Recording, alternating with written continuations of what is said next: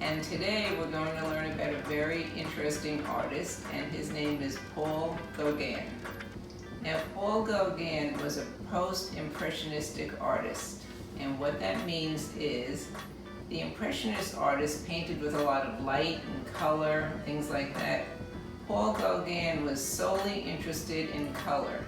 He didn't want his pictures to look like an iPhone took them or a camera or anything else. He wanted them to be very infused with color. And let me just show you some of his work. Okay, this is how you spell his name, Paul Gauguin. He was French. And this is a picture that he did from the island of Tahiti. These are some other things that he did. And I think the main thing you can notice was he never really used the accurate color of anything. A very, very good quote which really sums up his work is, if you see a tree as blue, make it blue. So what you can take away from that is you can make things on your picture any color you would like, and you'll be really imitating the style of Paul Gauguin. Okay, now my trusty helper Emma will tell you about some of the supplies that you'll need, and then we'll get started. So what you're going to need for this craft, you're going to need a lot of bright colored construction paper, and if you don't have any of it, you can take a piece of white printer paper and color it, and just as long as it's bright colors, it's good. We used some tissue paper. Then what we used was a cupcake, like a lime green cupcake liner, but again, if you don't have any of this, you can always substitute it with something else and you can still do the project. Okay, another good substitution is paint. If you have paint at home, and I urge all of you to have at least a little tin of watercolors, it's always nice to use paint on any of these projects. The only difference is if you paint, you've just got to give yourself a little time in between so that the colors don't all blend, don't all run. So this is what we're going to be making today. Okay, this is our Paul Gauguin picture. And the reason, again, I chose a tropical picture is because it's August. Oh, that was my cat going through. He's not a tropical cat, but he's ours. We're going to make a tropical picture because it's August, it's hot, it sort of feels like the tropics here. And although Paul Gauguin loved Tahiti, he relocated, he left everything to go to Tahiti, and he really enjoyed the heat. Not everybody does as much as he did. But while it's hot out, let's embrace the Gauguin style and make our picture. Okay, so again, these are some mountains. You can see the purples, oranges, pinks. My palm trees are turquoise. Some of the leaves are lime green, some are blue, some are pink, and some are sort of a realistic color. Not exactly, but a little bit. But Emma will get us started in how we make the picture, and we'll give you an idea of what to do. And again, everything can be substituted. Use what you have at home. That's the good thing about being home and working in art. You can never be wrong. Okay, so let me turn it over to Emma now. Give her a glue stick and she's good to go. So what you're going to do, we're kind of going to go in reverse. You're going to start at the top of the paper. We used crayons to color, but you're just going to take blue crayons, or I guess whatever color you want to make the sky. You're going to color the top of your page and make sure you use a lot of different shades and just get like the top half of your paper. So we already did that. Then next what you're going to do, you're going to add the lands. So we have two different cutouts of paper. One of them's like the grassy area, and then this one's like the sand. So you're going to glue them on. You're not going to, it's okay if they don't exactly match your paper. Ours is probably going to look something like this more. But again, it's fine if it doesn't match because we're going to put a ton of stuff over it. So it'll be good.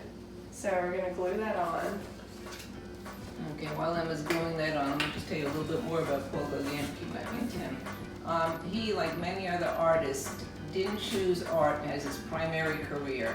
He was something else, and he got very disappointed about being in the business world, being around a lot of people. He was a creative person, and he missed being able to be creative. So that's why later in life he took up art, and again painted, moved himself to Tahiti, not his family.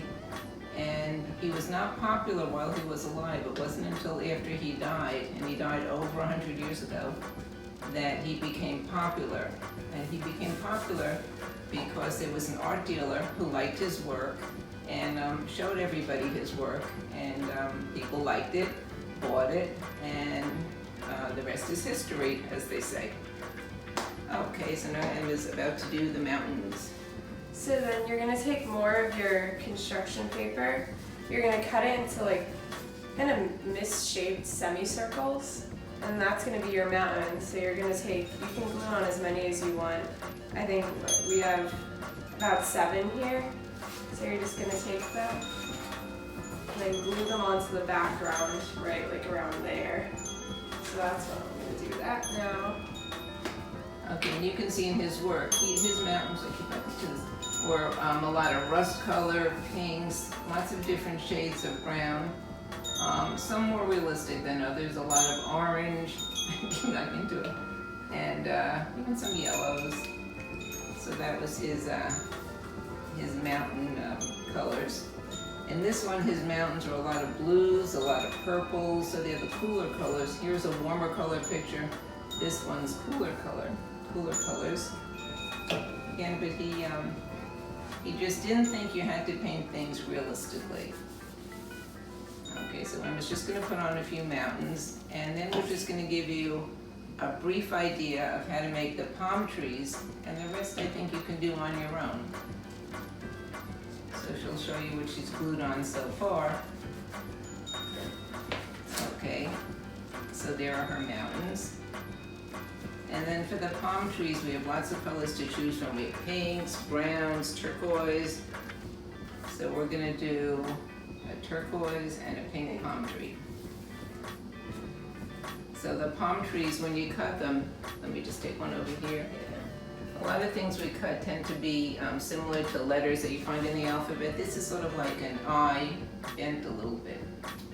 And that's a palm tree. They kind of bend to the sides. They're very top heavy and they sway. So that's why they bend a little.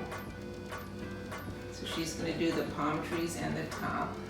And then we'll show you this. And then you'll be on your own to make a Gauguin.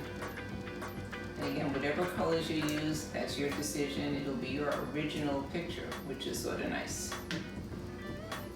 Okay, so there she goes with the palm fronds. Okay, and I'll hold up one just to show you. It's almost like a little, a V. It's sort of a V. And we cut it in a very, very simple shape. So she has a blue tree and a pink top. And the other one, she's got a pink tree and a blue top. And when she hangs it up, you'll see how tropical it looks. I think the colors itself make it look very tropical. Okay, so there are an example of some palm trees. And then in our first example that we did before, which will take a lot of time to make, showing you, we did a lot of trees. We had some tissue paper crushed up for some interest. We did some pieces of tissue paper, almost like little islands. We put some multicolored trees on one of the mountains. So again, it's your picture, so you can do it, as much as you want, or as little as you want. So we both hope that you enjoy doing your Paul Gauguin, and that you stay cool, safe the rest of the summer. And I look forward to seeing you soon, hopefully at the library. Bye now.